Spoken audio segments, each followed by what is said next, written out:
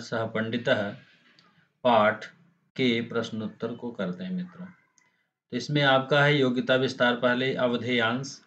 पठन्तु अवगच्छन्तु लिखन्तु च श्री रामस्य गुरु वशिष्ठ। श्री राम के गुरु कौन है? वशिष्ठ। कर्ण के गुरु कौन है? परशुराम। अर्जुन के गुरु कौन है? द्रोणाचार्य। चंद्रगुप्त के गुरु कौन है? चाणक्य। इस तरह से जो है हम आगे चलते हैं। पुनः जो है कह रहे हैं पद्म पादस्य गुरु शंकराचार्य, विवेकानंदस्य गुरु रामकृष्ण परमहंस।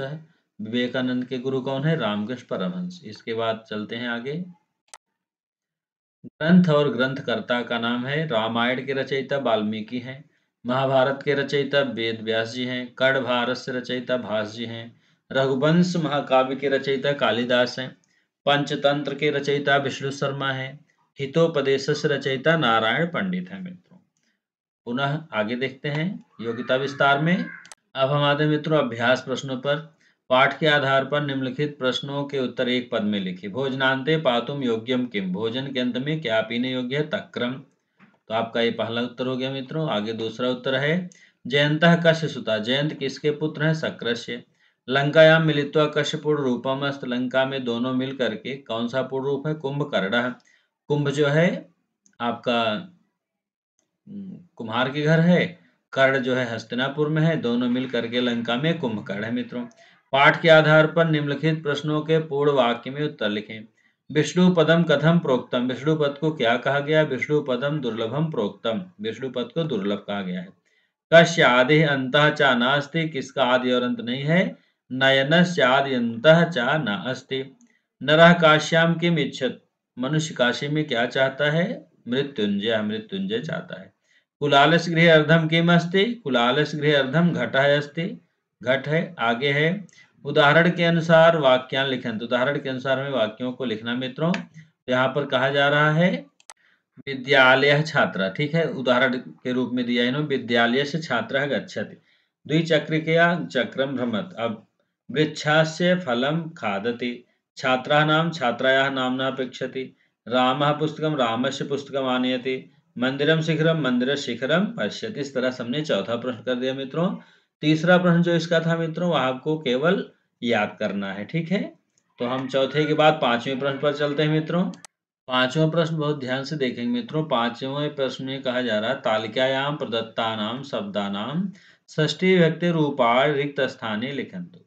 जो ये शब्द दिए गए हैं देवः वृक्षः द्वारपालः, पुल्लिंग में स्त्रीलिंग नपुंसक लिंग में, इन शब्दों को हमें षष्ठी विभक्ति एक वचन में लिखना मित्रों। देवः देवस्य, रमा रमायाः, भवनम भवनस्य, वृक्षः वृक्षस्य, छात्रा छात्रायाः, उद्यानम उद्यानस्य, द्वारपालः द्वारपालस्य, दोला दोलायाः, वनम वनस्य, अस्यूतः स्यूतस्य, उपासना उपासनायाः, सूत्रम सूत्रस्य, अनुजः अनुजस्य, पुस्तिका पुस्तिकायाः, पत्रम पत्रस्य, अग्रजः अग्रजस्य, भ्रातृजाय भ्रातृजाय, यंत्रम यंत्रस्य।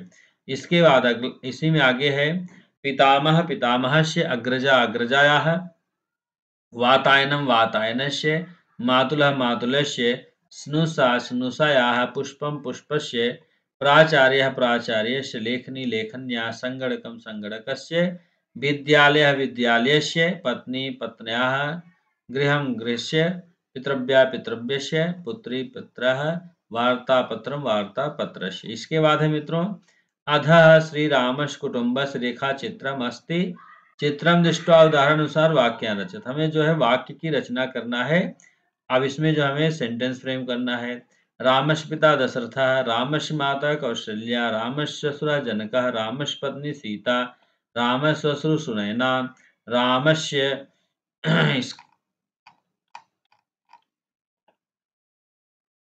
इसको दूसरे भी तरह से वाक्य बनाए। दशरथस्य पुत्रः रामः, कौसल्याया पुत्रः रामः, जनकस्य जमाता रामः, सीताया पति रामः, सुनैना जमाता रामः, लक्ष्मणस्य अग्रजा रामः, लवस्य पिता रामः। इस तरह से हमें जो है सेंटेंस फ्रेम करना है मित्रों। इसी तरह सीता का भी दिया है।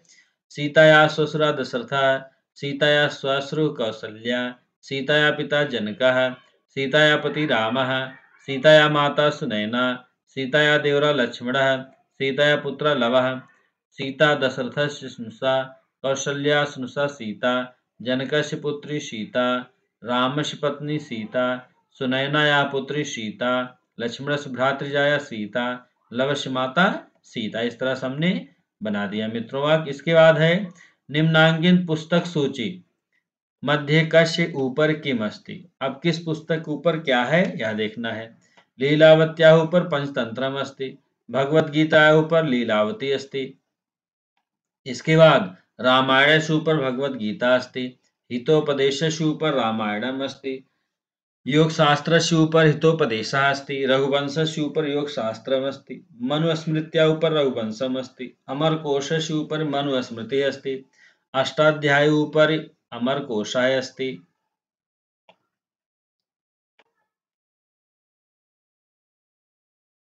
महाभारतम ऊपर अष्टाध्यायी अस्ति, अर्थशास्त्रम ऊपर महाभारतम अस्ति। इसके बाद मित्रों हम चलते हैं आगे। इस तरह से मित्रों हमारा यह पाठ अभ्यास प्रश्नों का पूरा हो जाता है। मित्रों आप जो है वीडियो को लाइक करें, शेयर करें, सब्सक्राइब करें चैनल को। मित्रों अगर अभी तक आपने सब्सक्राइब नहीं कर लिया है, जिससे कि संस्कृत भाषा का प्रचार प्रसार हो और समस्त छात्रों का लाभ हो। मित्रों नमः संस्कृताय। मित्रों पुनः मिलते हैं अगले पाठ के प्रश्नोत्तर के साथ।